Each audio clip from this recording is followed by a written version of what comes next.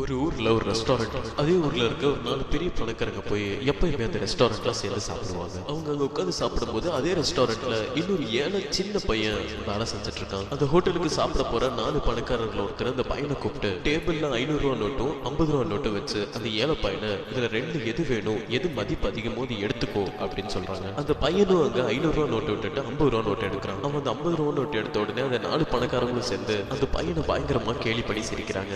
போடா போடா, அந்த 50 ரூபா நோட்டை நீயே வச்சுக்க, இதனாலதான் நீங்க ஏழையா இருக்கீங்க, 500 ரூபா நோட்டு எடுக்க சொன்னா 50 ரூபா நோட்டு எடுக்கிறேன்ட்டு 4 பேரும் சேர்ந்து பயங்கரமா சிரிக்கிறாங்க. அதே ரெஸ்டாரண்ட்ல இன்னொரு டேபிள்ல உட்காந்து சாப்பிட்டு இருந்தாலே இதெல்லாம் கவனிச்சுட்டு தான் இருந்தாரு. அந்த 4 பேரும் சாப்பிட்டு முடிச்சுட்டு போன உடனே அந்த சின்ன பையனை கூப்பிட்டு, ஏன்டா தம்பி, உனக்கு இவ்வளவு கூட அறிவு இல்லையா? அவன் 500 ரூபா நோட்டு 50 ரூபா நோட்டு வச்சா நீ 500 ரூபா நோட்டு எடுக்க வேண்டியது தானே அப்படின்னு சொல்லி கேட்கிறாரு. அதுக்கு அந்த சின்ன பையன் சொல்றான், இல்லனா அவங்க ரெகுலரா இந்த மாதிரி சாப்பிட வருவாங்க, இதே மாதிரி தான் என் முன்னாடி ரெகுலரா 500 ரூபாவும் 50 ரூபா நோட்டு வச்சு கேம் விளையாடுவாங்க.